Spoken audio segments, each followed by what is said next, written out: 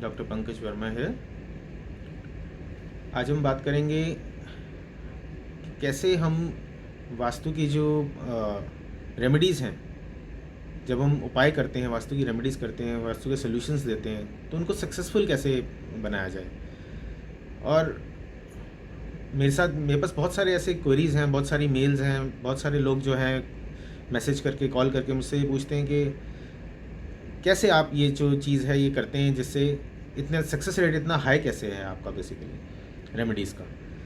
तो I really want to share it with you all कि हम लोग क्या करते हैं और ऐसा क्या करना चाहिए जिससे आपका जो वास्तु की रेमेडीज़ हैं उसका सक्सेस रेट हाईएस्ट रहे, मैक्सिमम रिजल्ट्स मिलें जो आपके क्लाइंट्स हैं उनको, और आपके स्टूडेंट्स जो हैं वो भी, जैसे मेरे स्टूडेंट्स बहुत सारे मुझसे लास्टली हर सेशन के एंड में या हर बेसिकली कोर्स के एंड में यही पूछते हैं कि how to apply things now commercially, जो कमर्शियली वायबल भी हों, अफोर्डेबल भी हों, मैक्सिमम रिजल्ट्स भी आ सकें, अवेलेबिलिटी भी उनकी हो, और क्लाइंट्स जो हैं अल्टीमेटली आपको जो इनपुट दें वो ये दें कि हाँ they are satisfied with your work. तो ये बहुत ज़रूरी एस्पेक्ट है हर वास्तु कंसल्टेंट के लिए, मैं तो ये कहूँगा।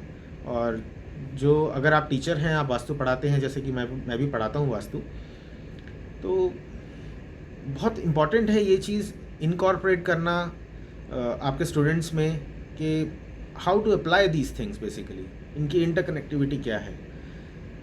तो आज हम इसी टॉपिक के ऊपर डिस्कस करेंगे कि कैसे और क्यों जो है हम इतना इफेक्टिवली काम कर पाते हैं, और क्या ऐसा करना चाहिए जिसकी वजह से रिज़ल्ट्स जो हैं बहुत अच्छे आएँ। रिज़ल्ट ओरिएंटेड वर्क होना चाहिए बेसिकली आपका। और हमारा रिज़ल्ट ओरिएंटेड वर्क क्यों है, हम इतना जो है इफ़ेक्टिव काम कैसे कर पाते हैं बेसिकली।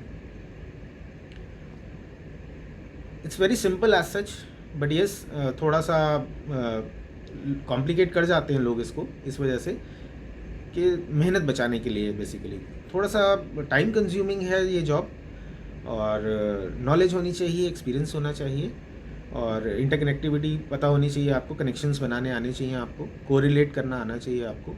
तो बेसिकली हम लोग क्या करते हैं कि जब हम बात करेंगे कि किसी वास्तु के फ्लॉ की रेक्टिफिकेशन की, तो घर का मैप, घर के ब्लूप्रिंट्स तो इम्पॉर्टेंट होते ही हैं, उसकी प्लेसमेंट्स इम्पॉर्टेंट होती हैं, और बहुत सारी चीज़ें होती हैं जो इम्पॉर्टेंट होती हैं। तो उसके साथ में ऐड ऑन हम लोग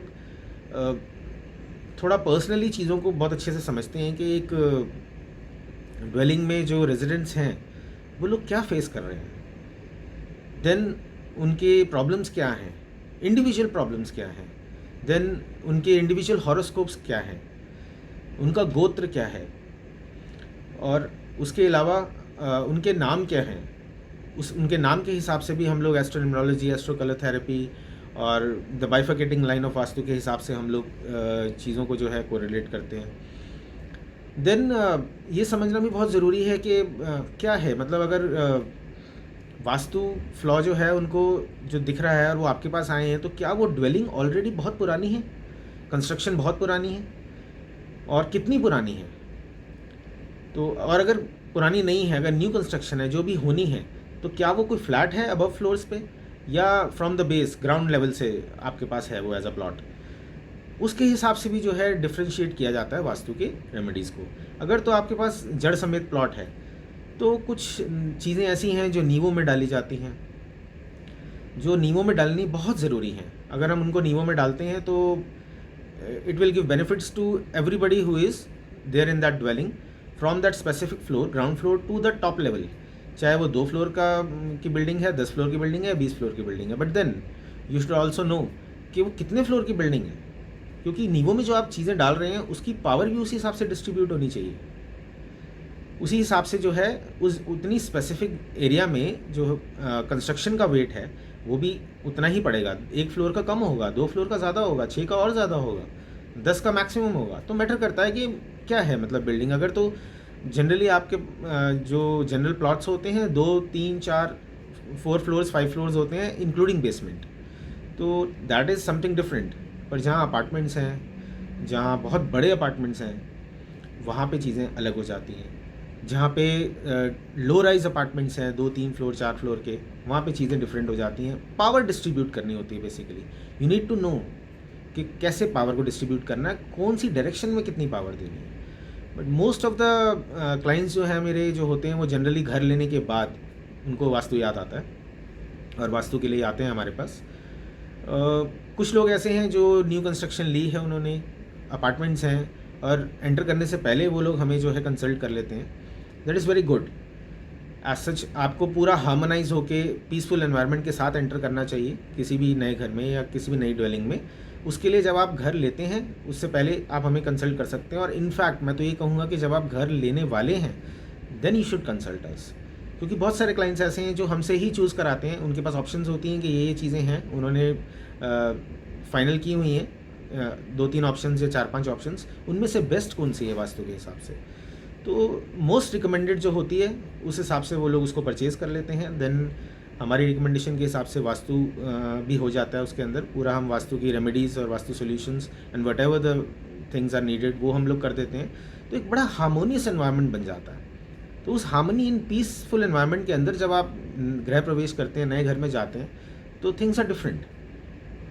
बट ऑन द कॉन्ट्ररी अगर आप ऑलरेडी किसी ड्वेलिंग में रह रहे हैं, बहुत पुरानी कंस्ट्रक्शन है और आप बहुत ज़्यादा परेशान हैं, तो आप सोच के देखिए वहाँ पे वास्तु की ख़राब वास्तु की इंटेंसिटी भी उसी हिसाब से ही है। जितना वास्तु ख़राब होगा और पुराना होता जाएगा उतने ही इश्यूज़ ज़्यादा हैं, उन इश्यूज़ की इंटेंसिटी बढ़ती जाएगी। फॉर एग्ज़ाम्पल किसी घर में धन नाश का इशू है, नहीं पैसे टिकते या नुकसान होता है, या वो सेविंग नहीं कर पाते, या उनको मनी रोटेशन में फाइनेंशियल इश्यूज़ हैं, मनी रोटेशन में प्रॉब्लम आती है, उनका घर में नॉर्थ ख़राब है, साउथ ईस्ट ख़राब है, इस टाइप की चीज़ें, और बहुत पुरानी कंस्ट्रक्शन है। तो आप अगर कभी इवैल्यूएट करेंगे, उनसे बात करेंगे, कभी रिसर्च करेंगे, समझने की कोशिश करेंगे, तो आपको पता लगेगा कि 2 साल पहले सिनेरियो डिफरेंट था, 4 साल पहले और डिफरेंट था, और शायद 5-6 साल या 10 साल पहले कुछ और था सिनेरियो। अभी क्या है, वर्स्ट हो गया है। It has become back to worst over the time. जैसे जैसे टाइम बीत रहा है, जैसे जैसे जो है आगे जा रहा है टाइम, ईयर्स ऐड ऑन होते जा रहे हैं उस ड्वेलिंग में रहने के हिसाब से, आपको प्रॉब्लम्स बढ़ती जा रही हैं। तो ये भी एक बहुत इंपॉर्टेंट एस्पेक्ट है जो आपको देखना है। इट्स नॉट दैट कि आपने बस समझा चीज़ों को। आजकल बहुत अच्छा ट्रेंड है कि हम तो जी बात करके वास्तु कर देते हैं। इट्स नॉट दैट, आपको बात करने की ज़रूरत भी नहीं होती कई बार। कुछ चीज़ें इतनी इंपॉर्टेंट है, कुछ बेसिक फार्मूलाज हैं यू शुड नो इन वास्तु, कि अगर वो चीज़ किसी ने बोली है तो आपको पता होना चाहिए कि कौन सी डायरेक्शन ख़राब होगी, कौन सी डायरेक्शन में कौन सा फ्लॉ होगा, और वो डायरेक्शन जो है किस डायरेक्शन से इंटरलेट हो रही है, जिस वजह से आपको उसकी जो प्रॉब्लम है वास्तु की वजह से आ रही है उसकी इंटेंसिटी बढ़ रही है, या टाइप ऑफ कंस्ट्रक्शन क्या है, ईयर्स ऑफ कंस्ट्रक्शन क्या है, कितनी ओल्ड है, कितनी न्यू है, कितनी पुरानी है, कितनी नई है, ये सब देखने भी बहुत ज़रूरी है। देन जब वो बिल्डिंग बनी थी तब उसमें क्या नींवों में कुछ डाला गया था, क्या वास्तु के हिसाब से कुछ हुआ था, क्या वास्तु पूजन भी हुआ था, नहीं हुआ था, कितने लोग उस घर में रह रहे हैं, क्या उनका एज ग्रुप है, किस टाइप की प्रॉब्लम्स वो लोग फेस कर रहे हैं। क्योंकि वास्तु आप उस घर का करेंगे, किसी एक इंडिविजुअल का नहीं करेंगे। तो जब आप किसी एक घर का वास्तु करना चाहते हैं, किसी एक ड्वेलिंग का वास्तु करने जा रहे हैं, तो आपको ये भी देखना है कि कितने रेजिडेंट्स हैं, या अगर कोई कमर्शियल प्लेस है तो कितने उसमें वर्कर्स हैं, कितने लोग काम कर रहे हैं, including everybody, even directors, even owners.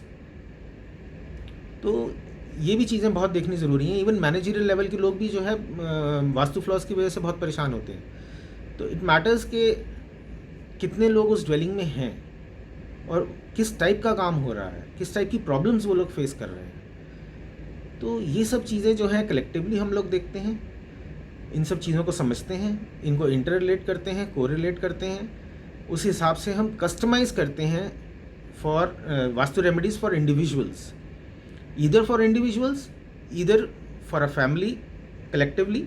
ये सब चीज़ें जो है हम लोग कस्टमाइज़ करते हैं, तब जाके हम लोग वास्तु की रेमेडी को वहाँ पे जो है इम्प्लीमेंट करते हैं। इट्स नॉट दैट कि रैंडमली कुछ भी आपने सोचा, कुछ भी पढ़ा, कुछ भी देखा, आपने 4 चीज़ें पूछी, 4 सामान जाके वहाँ पे लगा दिए, 4 पिरामिड्स लगा दिए, 2-3 पूजा की सामग्री लगा दी और 2-3 कलर्स चेंज कर दिए और बहुत अच्छे से वास्तु हो गया। And then when your client contacts you after 6 months और 1 year कि उनको कोई फ़र्क नहीं पड़ा या उनको कोई बेनिफिट नहीं मिला, तो you don't have anything to answer. But this is something which is very precise. हर चीज़ को करने का एक सही तरीका होता है। There is no wrong way to do a right thing. तो ये चीज़ें बहुत ज़रूरी हैं देखनी। तो अगर आप इस चीज़ को थोड़ा सा ध्यान दें और इस चीज़ को समझें और बहुत अच्छे से आप कस्टमाइज़ कर सकते हैं as per the problems and जो बेसिक एस्पेक्ट्स और जो होते हैं। और इनफैक्ट सराउंडिंग्स भी बहुत इंपॉर्टेंट हो जाती हैं कई बार। तो क्या सराउंडिंग्स हैं उस ड्वेलिंग की, आसपास क्या है, क्योंकि उसकी वजह से भी वास्तु फ्लॉज होते हैं, उस वजह से भी आप बहुत सारी ऐसी चीज़ें हैं जो आप फेस कर सकते हैं। कोई एक ड्वेलिंग है जिसके आसपास कोई गंदा नाला है या कोई बहुत बड़ा सीवर ओपनिंग है या कोई इस टाइप की चीज़ है, तो उस ड्वेलिंग्स के जो इश्यूज़ हैं वो डिफरेंट हैं, वो जनरल है, वो जनरलाइज कैटेगरी है। उसके आसपास जितने घर होंगे उनमें मेजरली वो सब टाइप ऑफ इश्यूज आप फेस कर रहे होंगे या वो लोग वहाँ के जो रेजिडेंट्स हैं वो फेस कर रहे होंगे, तो वो भी देखना है। That is also important. तो that is what I wanted to basically convey in this video, इस डिस्कशन में, कि vastu is different, customise vastu is different. और कस्टमाइज वास्तु में भी आप कस्टमाइज़ कैसे कर सकते हैं, सिर्फ लिख देने से या कह देने से कस्टमाइज़ नहीं होता। You should know in depth what are the requirements. जब आपके पास इनपुट्स ही नहीं होंगे प्रॉपर, तो आप उनके ऊपर वर्क क्या करेंगे और उसको कस्टमाइज़ क्या करेंगे। तो that is important. That's all for today. See you in the next video.